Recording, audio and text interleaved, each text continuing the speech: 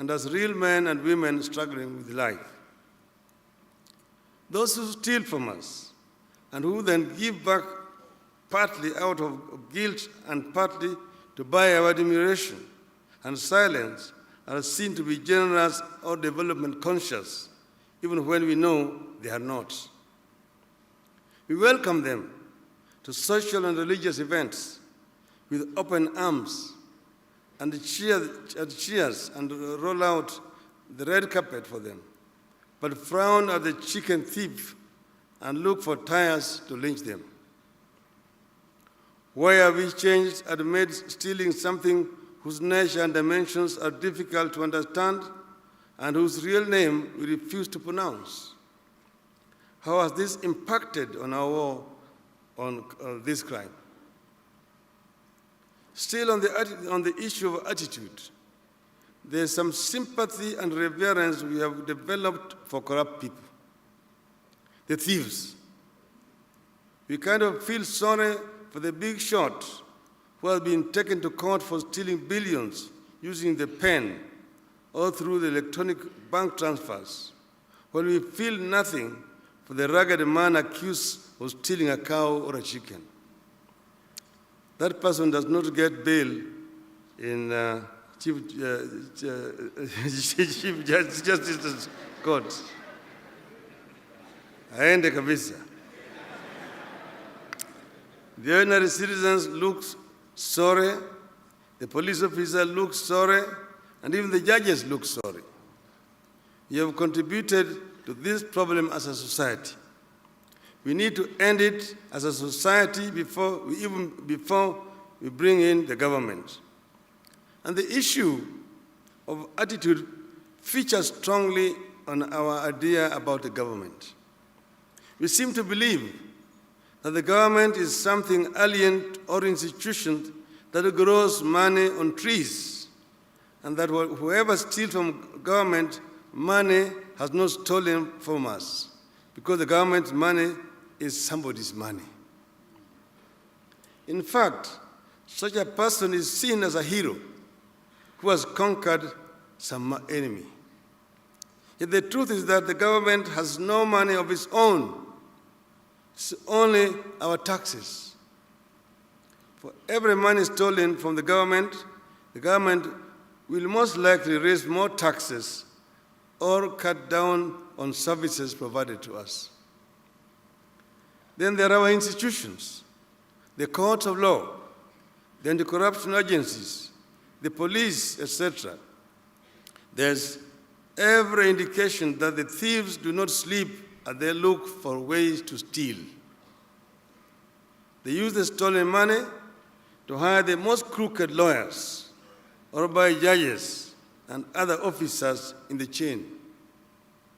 We are witnessing very clear cases of collusion in our courts, with investigators and prosecutors. Consequently, we are witnessing a trend where suspects rush to court to stop the DCI and the DPP from arresting and charging them with corruption. And then the courts are granting such suspects their wishes. This is curious and disturbing. I'm not sure whether a chicken thief out there can go to court and get such a favorable ruling.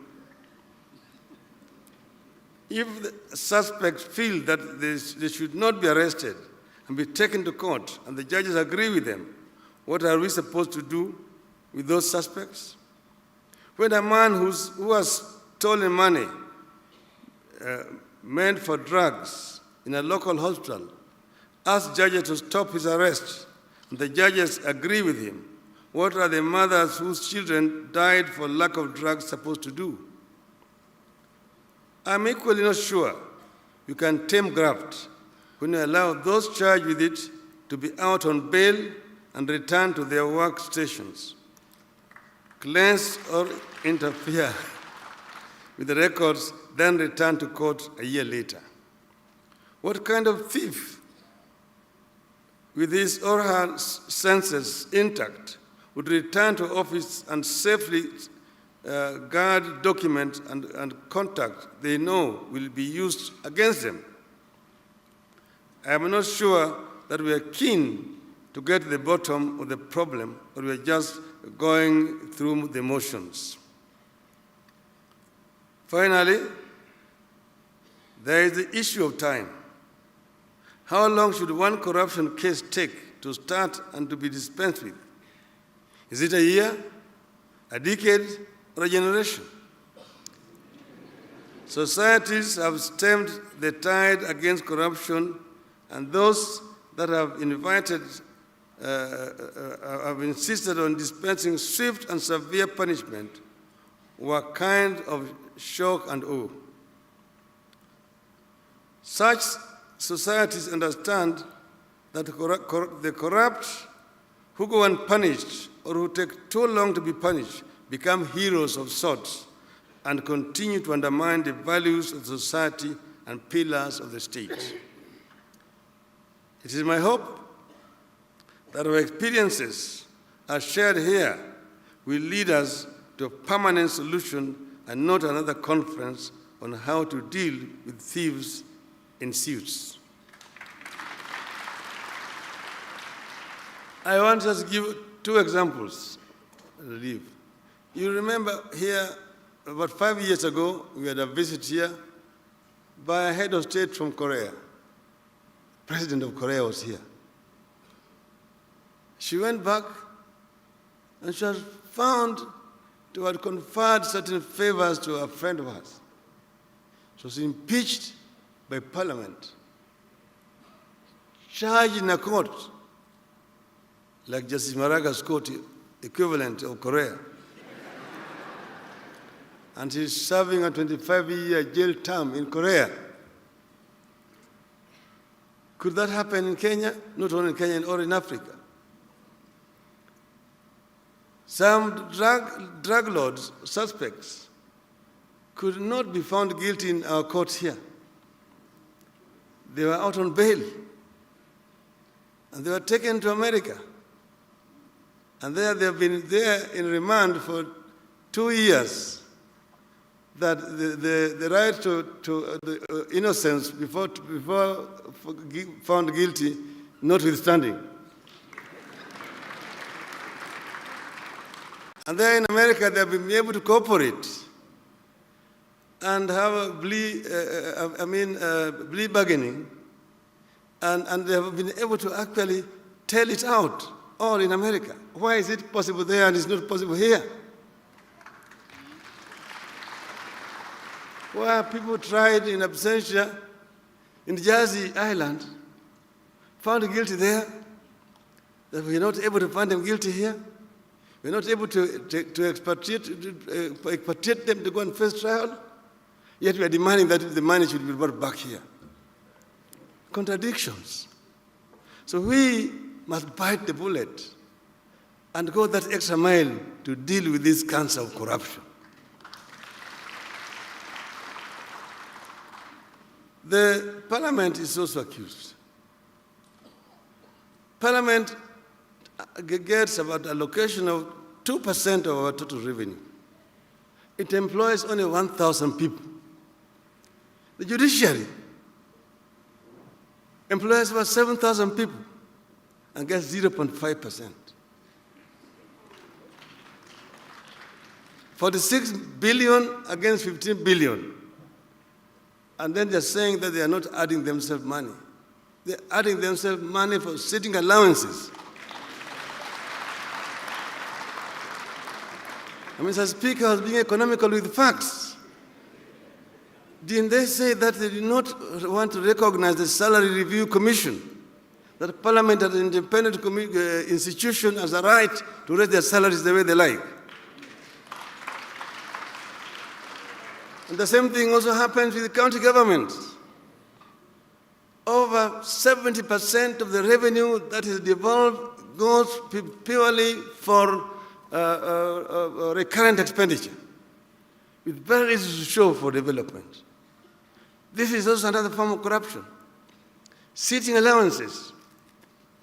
Every day you find them fighting, I've not been put in this committee, I've not been put in this committee, I've not been given overseas trips, benchmarking, and how do they call the other one? And bonding.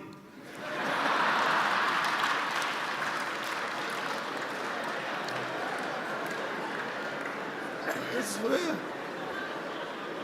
our public money goes. So we need to face this directly and openly and deal with it. This is when we are going to be able to slay this dragon of corruption. Your Excellency, let me tell you a story that I was told when I was Minister for Roads and Public Works in my other early incarnation. This is a minister from Nigeria for roads and public works who went on a tour to Malaysia. There, on invitation. So he was taken by his host, taken around the country, shown the highways that they have constructed in Malaysia. And then in the evening, he was treated to dinner at the residence of that minister. There, he found a nice mansion, a swimming pool, and nice sofa sets, and dinner sets. So had dinner. So he asked his host, "How did you manage this house?" The host took him to the balcony and showed him, "Look yonder. Do you see that highway there? Yes, 10% here."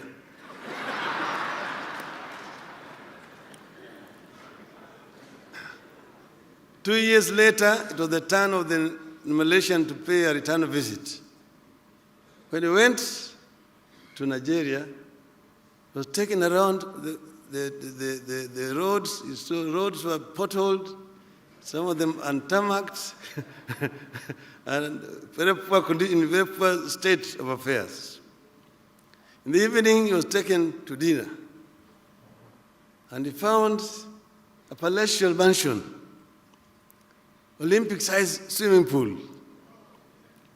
The sofa sets were imported from Britain.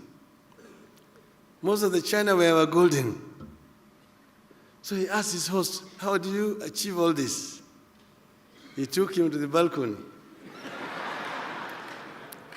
And so, "Do you see that highway there?" The Malaysian could see nothing. He was told 100% here. Thank you.